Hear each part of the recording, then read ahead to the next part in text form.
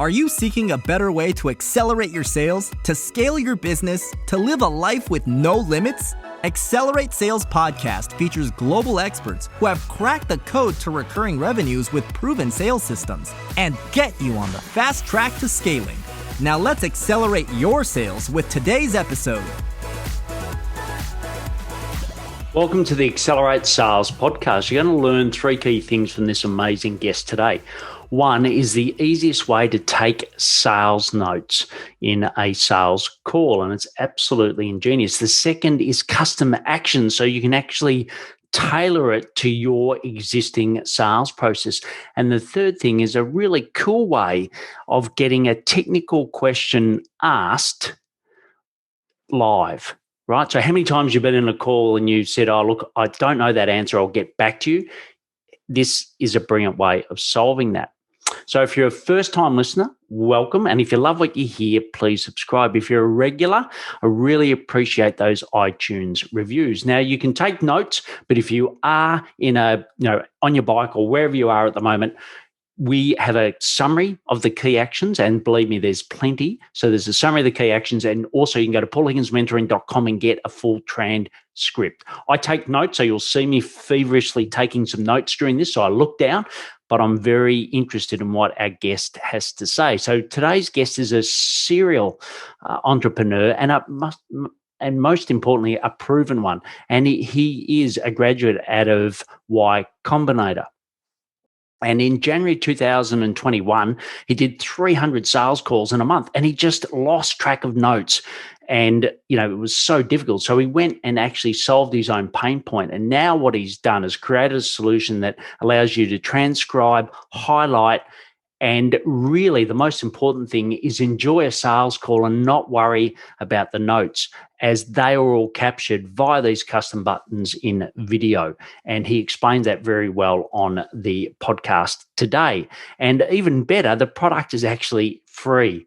So there's 700 people on the wait list for it at the moment, right? But if you stay to the end, we'll actually give you a code that you can go in and get access to it straight away. So what I'll do now is hand you over to Richard White from Fathom.video.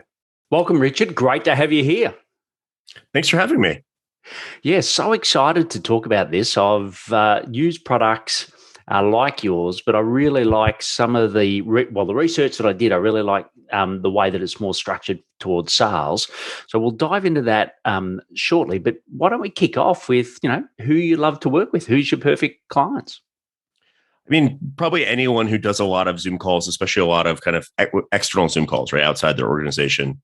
So that naturally kind of flows into sales, customer success, client services, that sort of thing. But sales is, anyone kind of in a sales or external facing role is clearly our best user right now. Yeah, great. And any particular size of business, or is it at the moment sort of, everyone can use it? I mean, we're a free product. We're a desktop app and a Zoom app, so anyone can use it. We're probably, we're pretty new. We started this company just a little over a year ago. So, as startups are wont to do, we generally probably focus more on smaller companies today, but there's no functional reason why a larger company can't use us. We actually did all the SOC 2 stuff. We did all that stuff like from day one, because we knew that would be important, but probably SMB to start right now. Yeah, brilliant. Well, that's definitely more of our audience. And some of the problems, some of the problems that these guys face, and you help to solve. Yeah, I mean, I think any of us that are on a lot of Zoom calls, especially when you're in salespeople and you're on back-to-back calls, right? They all kind of blur together very quickly, right? The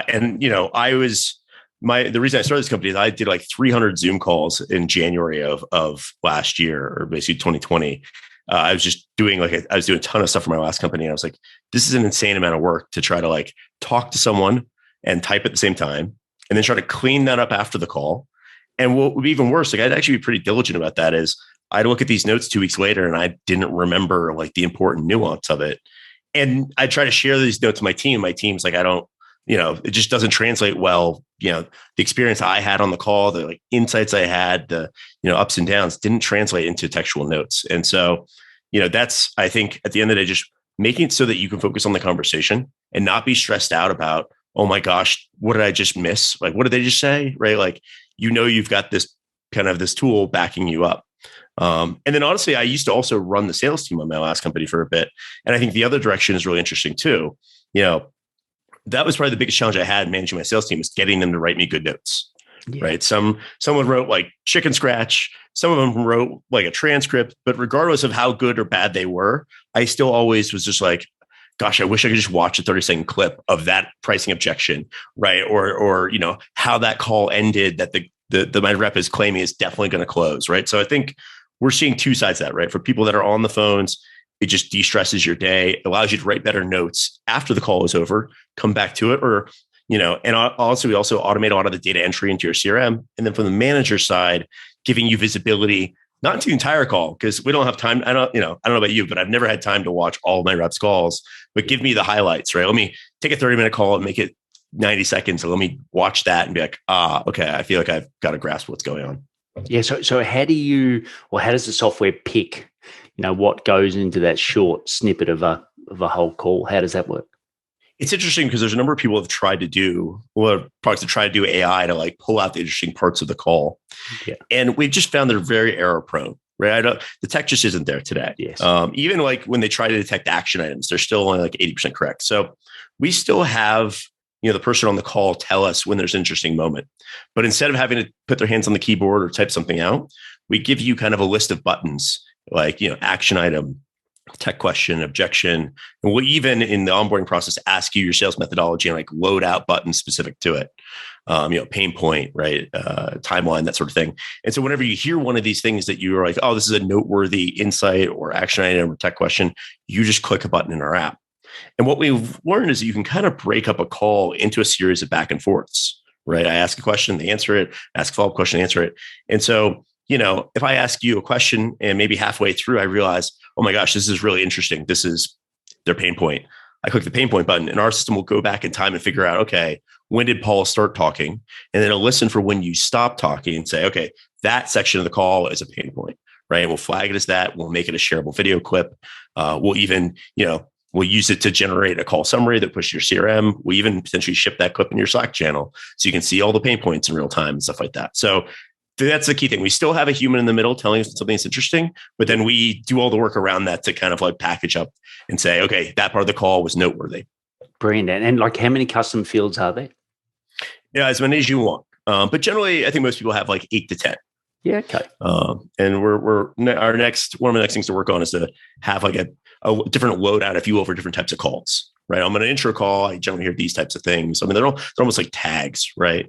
I'm on a demo call. I hear these types of things. And when it integrates into the software, and firstly, what sort of sales CRMs does it integrate into at the moment? Right now, it's HubSpot, Salesforce, and we're just about to launch Close CRM, which is a great kind of SMB CRM if you've never heard of it before. Great. And does it come in? Where does it come into, into the CRM? Yeah. So that's the other fun thing we found is that we all hate data entry, right? And like trying to okay, I got to log the meeting, I got to put my notes in it, who was there. And so our system will not only, basically it'll take, you highlighted, X part of the call. And actually, fun fact, we generally find people find only about 15% of the call noteworthy. Yes. So they highlight about 15% of the call, which is kind of why none of us want to watch a call where it's like 85% is not noteworthy. Anyway, so we take that 15% of the call, we make a nice little summary by looking at the transcript, by looking at what you highlighted and said, okay, there are 3 pain points, there were 3 action items, there was 2 highlights, there's 1 objection. And we kind of make that a nice formatted thing. And we log that as a meeting on the right contacts, accounts, and opportunities. And so we actually, we'll even go so far as to if you talk to someone who wasn't in your system, we'll create a contact for them and log it against them. And so do all that stuff. And what's nice about that is not only you have the call summary, but I can click into that thing, right? So if I'm that manager who's like, yeah, but what do they really say, right? My rep said objected to price too high. There's actually a link next to it. I click it and I can immediately watch that section of the call. Brilliant. And when they click, is that open into that opens into Fathom? Yep. Yeah. Great. And also, can you or have you had examples where people will actually send specific things to their clients? So how sometimes you do a summary, and it's great to have it in their own words. Can you actually put it into an email exactly what they said for certain parts? Yeah, I think it's interesting in that the other side of the call wants the recording just as much as like the rep does, right? Yeah. A lot of times there's a decision maker that's not on that call that wants to see parts of it too, especially if you're doing a demo. And so we actually have a way for you can, send them just snippets of the call. Like, hey, here's a highlight, right? Here's the thing you got really excited about, or here's the answer to your key question. Or you can just send them the entire call, and we'll do automatic things like, jump directly to where the screen sharing started, right? Or here are the action items out of this call, right? And so it's kind of nice because you can share, the other prospect can share it with their boss and stuff like that too. Yeah, brilliant. And what are some examples of how it helps people close more sales? I mean, I think all of us, if, the biggest thing I've seen is that when I have, someone does a call and then you got a follow-up call a week later, how good are you really if you're just reading your notes of really like picking up where you left off? Yeah. Right. And so I think the ability to, in some ways, generating notes to me is kind of like Netflix sending DVDs, right? Like long term, I actually think we're just going to give you, here's a 90-second highlight reel of this call. And for the rep, it just jogs your memory. And I'm like, I remember this call exactly. Let's pick up right where we left off. Right. And so really just, it's less back and forth, right? I don't forget things. I don't have to follow up and be like, oh, what did they say? Sort of thing. Also, it helps my manager coach me because I can show them, hey, what do you think about what they said here? So a lot of what we do is really just help with time compression and help you really maximize the time you're on the call. I will say one feature that people are starting to use that I'm really excited about is, so we do everything in real time record, real time transcribe. Yeah. And one of the things you can do is we can send a clip of a video call to a Slack channel while the call is happening. And where I think this is really cool is where you've got like technical questions, where you've got some question that maybe someone on your team knows the answer to, but you don't while you're on the call. And so rather than the usual thing where I've got to like follow up after the call and like rope in other people, I click a button. I've got a button in mind that says tech question. Click that button. Within 20 seconds, the prospect asking me that the like literal video of the prospect asking me that question is in a Slack channel with some of my SEs. They're watching it and they're like Slacking me back the answer. And pretty soon they'll be able to like kind of knock and say like, can they join the call? Right. And so you think about the magic of like, you ask a question, the rep's like, you know what? I actually don't know. I'm going to find out that answer. And 2 minutes later, there's an SE jumping on the call being like, I listened to your question. It's a great question. The answer is da da da. Right. And it's like that kind of like magical kind of collaborative time compression stuff is what we're really excited about. Yeah, that's really, really cool. I definitely haven't heard, I've certainly had that pain point a lot of times, but I haven't heard a solution for it. So that's brilliant. I think also other team members, like for me, I get a lot of my team to do the follow-up, right? Mm-hmm. Post calls. So I think, for them to have the exact words like you said and be more specific, because you're right, everyone writes different forms of notes. And to me, I'm always shorter. So there's a lot of nuance that people miss. So, I think to do that. And also, I love how you can map out your sales process. Like for me, I always start with, getting to know them, right? So, I could have a personal section. And then like you said, what are your goals? What do you want to achieve? What are your obstacles? So having that customized to capture those things. And then, and when it comes back in one block, I'm assuming then you can just, copy and paste that into the areas of your sales CRM where you've got them sectioned out. Yep. So, yeah. We're even working on, you can like time to specific fields, right? So like, oh, I want these things to fill out the pain point field, right? Or their story field or whatnot, right? So automating all that data entry. Yeah. We also have some people too that I think have an assistant that's, doing their follow-ups, and, you giving them notes or you give them the recording with the highlights. Like you said, they can create a much more robust and accurate like follow-up because they can kind of, again, just watch the last couple minutes and see the highlights. Yeah. Well, I definitely, because, the software I use at the moment, I'm often making actions for my team to say, hey, go and do this, or for their team to go and do this when I'm coaching or mentoring someone. So it'd be fantastic to have that. So it's just a team button and then they know, bang, that's the action they can grab. So I really like that. I haven't seen that in any other software. And, we sometimes all talk about Zoom fatigue, right? Because for me, to be honest, I've spent 10 years working from home. So, I was well and truly ready for the pandemic from a work perspective, but not everyone's been doing that. And there is a lot of things around Zoom fatigue. What's your take on, even where Zoom's headed and what are some of the features they're going to bring on the market that maybe aren't there at the moment? Yeah, I mean, we started from this core, or our core thing we're trying to solve to start with is like, let's replace note taking or find a better way to kind of share the moments from the call. But we've kind of already started expanding our scope and just thinking about what are all the things we can do to help you like have a less stressful call. Yeah. Right. How do we support you? What are all the ways software can support you? Right. So obviously it can record things, can allow you to highlight things. We've added in things recently where it'll like, alert you how much time is left in the meeting. So I have to watch the clock. It'll alert me if I start monologuing for too long. Right. So if I start monologuing for like 90 seconds or 2 minutes, it just gives me a little monologue alert. Every 5 minutes, I tell you the talk time. We're working on a thing right now where I'm going to tell you who's on the call. Here's their job titles. Here's the link. Here's their LinkedIn icons. Here's the links back to the CRM. We're working on another one where we're going to keep track of, okay, 5 people are supposed to be in this meeting. Who are we missing? Do we have everyone here? I hate that, man. I'm always like looking at the participants list, trying to figure it out. And we'll just have automatically tell you, everyone's here, like you're good to go. And so we've started thinking a lot more about like, just what are all the things we can do?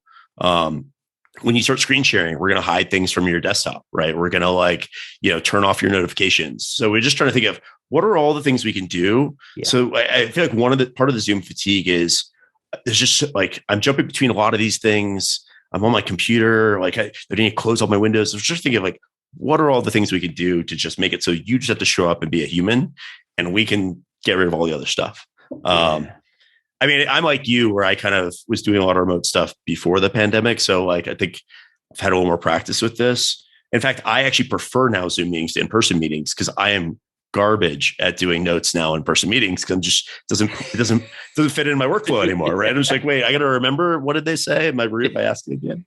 Yeah. Look, I'm the same.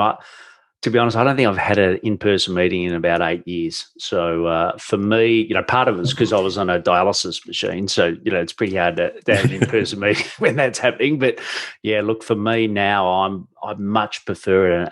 And look, I don't know because I haven't got a comparison point. But for me, I think you get more quality, more focused on a Zoom meeting. I know that's become like Apple, it's become the default word for the category now, but I think it's really good. And what's your view on, however the pandemic plays out, it goes back to a place where, you can meet in person again. How do you think that's going to work? Is it going to be like a hybrid or, people will choose to work more remotely? What are some of the trends you're seeing in that area of working remotely? I mean, as we started this company as a fully remote company, and we plan to commit to that. And honestly, I'm very excited from a hiring perspective, because if you look at all the studies that are being done at different organizations, you find that a third of people want to go back to the office, a third of people never want to go back to the office, and a third of people want to split time. And so I'm very excited that no matter what you choose, if you're a big company, you're kind of going to, alienate 2/3 of your users, your employees. Right. And so I think there's going to be this big sort, right, where a lot of people are going to be like, I really like that work from home thing. I'm going to go seek out companies that are focused on that. And there's going to be people that be like, oh, great, I actually never wanted to work from home. Like, I'm really excited to be back in the office. But no, I think sales is really interesting too, because I feel like sales was the last role to really go remote. Yes. Right. Like, I think a lot of, there's a lot of sales managers are very hesitant about their team not being in the room. Right. And a lot of what we're trying to do is how do we recreate the good parts of the sales floor, like the ambient awareness of how your team says things in a remote environment, because I think it's going to be hard to get people back in the office. Right. Yeah. Especially the younger set. Right. Like everyone's getting, especially it's gone on, almost 2 years here. We've gotten very habituated to, I can do this from anywhere. Like, I'm currently doing this podcast from Lake Tahoe. Like, that's a lot better than downtown San Francisco, I've got to tell you. Yeah. So and just travel time alone, like, you just think of the hours that people are working. And I know there's been research saying that people now are working more than they ever have because of that, right? They're like, to work a lot quicker and tend to stay longer. But I think the other one is, people always say that, I want to be close to my team, but in reality, like, how often in a week does someone actually see someone that's in the office, right? They're either out to other meetings, etc. Whereas what I love about your tool or platform is that, you're actually getting very specifics on the call, right? So, so like you said, you can go in as a manager and give, feedback on calls. And even for some of my clients that I'm coaching, I'm like, okay, so, show me your last call. Like, let's go through this. And it's always uncomfortable to begin with, but in the right way and it's framed the right way, it can be hugely valuable. So I think actually using a tool like yours, they're going to actually get closer to really helping people than what they would be if, they're so-called in the office. So, well, the two things I'm hopeful for in the future, like one is I think one of the challenges with the remote is you tend to have this meeting inflation where you tend to like over invite people to all these meetings because now it doesn't cost you anything. It's like, well, we don't have to find a conference room to fit everyone. So we just over invite people. And so like, the mechanic I was mentioning earlier, how we can, send a part of a call to someone who's not on the call, right? To a support engineer or something like that. I think the same thing eventually we could apply that to internal meetings too, right? And you could say, okay, we don't need to invite everyone to this. If there's some part that's relevant to them, we can like mention them in the meeting and they'll get that portion of the meeting, or they can watch it afterwards at 1.5x speed, right? I think that's what caused a lot of Zoom fatigue for folks too, is a lot of these just like, internal meetings where you really only need to be engaged 10% of the time, but you have to be on this thing. You got to keep your video on, you got to be looking good, and you got to like stare at yourself for half an hour. And turns out like that's a lot of cognitive load. Yes. And the other thing I'm really excited about, I mentioned going back to like kind of future things is, I think over the horizon, we'll start to be able to detect things, like you're giving a demo, right? I'm showing off my product. I'm not really watching your face. I'm not really paying attention to how engaged you are. That is one of the things you definitely lose over Zoom versus in person, right? If I'm across the table from you, I'm showing you a demo, I've got a very good read on, am I keeping Paul engaged here? Is Paul nodding off, right? And when they shrink down to the size of my thumb in the corner, we lose that. But one of the things we're starting to do is we're getting, we have access to every one of these video streams. Yes. We have kind of like some visual recognition. We can start telling like, hey, well, warning, like you're losing this audience, right? Or start going to tell you, to give you like superpowers on the call, right? So again, you have more and more ways to know, like, I don't worry at the end of the call, did that go well or did that not go well and I missed it, right? Like we've got a lot of telemetry telling you this is good, you did a good job, or hey, help you correct course in the middle of the meeting. So there's a lot of, right now we've got kind of this human in the middle stuff, but there's a lot of stuff coming down the pike where I think, the computer can start sending the follow-ups for you, can do a better job of detecting the action items, can do a better job of summarizing some of the points that you talked about and things like that. I think a bunch of companies kind of jumped the gun on that.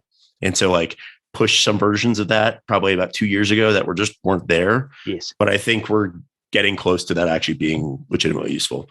Yeah, brilliant. And look, I'm assuming you're, watching this and just thinking, Richard, how can this be free? Like this just sounds too good to be true. So, what's the future pricing plans for Fathom? So, right now we are very focused on making the most awesome app we can for like what I call the single player experience, the person that's on the call. And, one of the great things about doing this is there's kind of by making it completely free, we make it very easy for people to share this product, right? And we see a lot of people tell their colleagues, tell people on the call with, right? Like, hey, check out this product, right? And then where we kind of see ourselves going is we're building out a version of the product for teams and really for the manager, which is a whole different set of features and value, right? And that's where we will probably look to monetize, right? But at the individual rep level, no, we just want to give them a great product that like makes their lives easier. We'll get your boss to pull out the credit card at some point. Yeah. Okay. Fantastic. And the domain, fathom.video, I haven't seen a lot of .video domains around. What was the how much debate was there of .com versus a .video?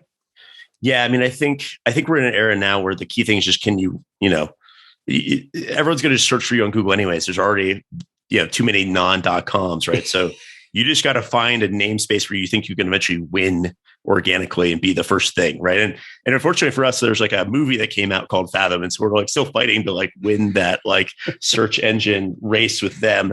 But yeah, it's funny. I think we put together a list. We actually worked backwards from, I think we took a bunch of like 5 to 7 letter English, I think verbs, and just which of words, and then we ran them through and just said like, okay, which of these are available across? And then we looked at all the TLDs. So there's like now like 200 TLDs, and we said, okay, these are like the 20 TLDs that probably would make sense for us. And then we just did this big merge and said, okay, what's available between the like, all the 6-letter verbs we could come up with, and the 20 TLDs we shortlisted, and we got like a short list of like 10 names that we kind of tested out. Everyone kind of like Fathom. So there's not a lot of, it's tough to find. Thank goodness they've got these new TLDs, because we're rapidly running. I was not excited about doing getfathom.app.net.com, right? Which is probably what you'd have to do otherwise. Yeah, look, it's funny. So I'm after paulhiggins.com now. Apparently, the person that's got it lives in the next suburb, right? Won't answer the email. Won't answer the phone number attached to the records, right? So, yeah, I've literally got, out of all the world, I've got the person with my domain in the next suburb to me, and I can't get a hold of them. So I think I've got paulhiggins.co. I think I'm just going to have to go with that, because at the moment, paulhigginsmentoring.com, every time I type it, I'm like, oh, my God, like this is just too long. But, it's I think, the world of just .coms is definitely gone. So, and yours is absolutely befitting of the product. So what we'll do now is just go into the deep dive on a couple of sales habits to close it out. So the first one is, what is a daily sales habit that you do to accelerate your sales? Oh, that's a good question. I mean, one of the things we do a lot of is I have a, kind of a hybrid sales success team. Yeah. But probably the thing that we do most to accelerate, like, we actually pay people to take meetings with us. So it's a free product, and we pay you to take a meeting with us after you've used it once. And we found that does super well. Obviously we still do it's an automated message, but I generally respond to them usually within minutes. After you have your first call using our app, you will get a message from me asking you how it went.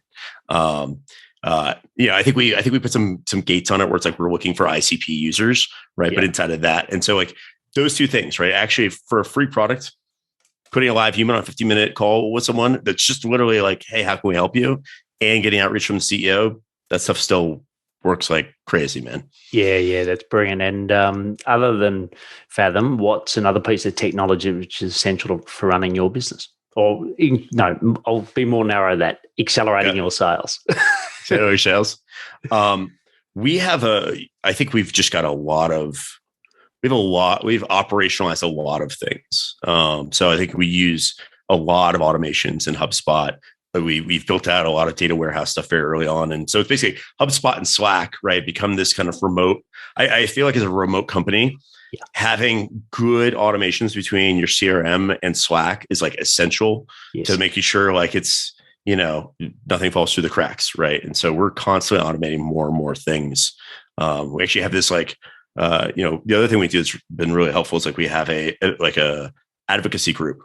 We send you swag, and we'll send you swag. We'll give you VIP support, which we had to like figure out how to flag people as VIP, and we weight their feedback higher. We also give them equity in the company, which is also driven people crazy. But we have this whole process for, there's like automated review of people to figure out if they'd be a good fit for this. And then we get there's like a nomination process. There's like a 8-step process happens on our end, but it's all just single clicks in Slack and HubSpot. And so I think I've been really impressed with HubSpot automations in general to just make a lot of this stuff really easy.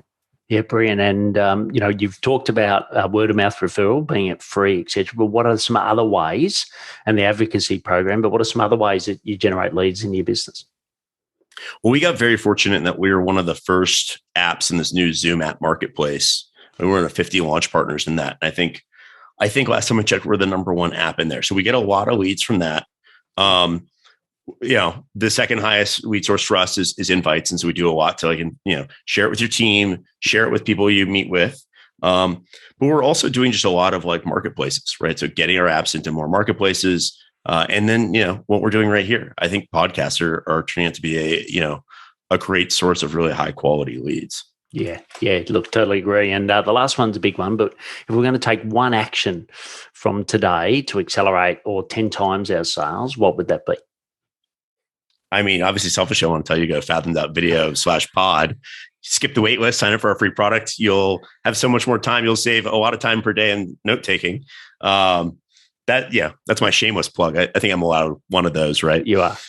Okay, cool. All right. Perfect. And look, that's what I was going to wrap up with, right? So you can go to, like you said, fathom.video/pod. Yep. And we'll have all those links in the show notes. But look, I think it's the way that you summarized it today. It's definitely something that I'm going to start using.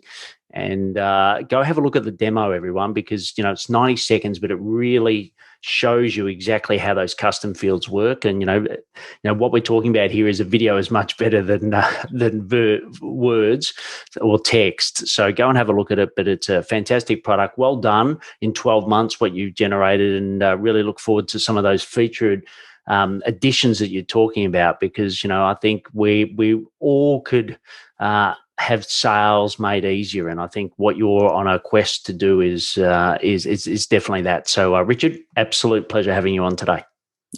Pleasure's all mine. Thank you so much, Paul. What a great guy Richard is, and what a fantastic product. I just love the way that he set up those custom fields. There's a lot of things that I would love to have in a recording tool of sales calls that he's delivered on. And the fact that it's free is brilliant. And don't forget to go to fathom.video/pod, which is POD, to jump that 700 queue to get access to the product straight away. And why don't you share what you've learned out of this podcast? And most importantly, share, if you are using the product, share on your socials and let Richard know how much you're enjoying it. It's a wonderful tool. I'm using it, and I highly recommend that you do it as well. So there will be a summary of all the points in the show notes. And also you can get the full transcript if you like by just going to paulhigginsmentoring.com/podcast. And why don't you share this with others? So, one of the key things that this product is getting so much success is the viral nature of it. It's free. So I think your friends and colleagues would love it. So why don't you share this episode with them so that they can enjoy Fathom.video as well. And check out some of the solo shows if you're new and you haven't listened to some of those before. And most importantly, please take action to accelerate your sales. I'm fired up after today's episode. What about you? But hey, before you go, learning is just one piece of the puzzle. Now it's time to put today's strategy into action. Head over now to today's show page at paulhigginsmentoring.com/podcast and share how you'll put it into action. Be sure to head over to your favorite podcast platform and subscribe, rate, and review the show. Tell me what your favorite episode is. And don't wait 1 minute more to gain access to your pulse check at paulhigginsmentoring.com. This could be the difference between struggling to get more leads and making this next quarter your best one yet.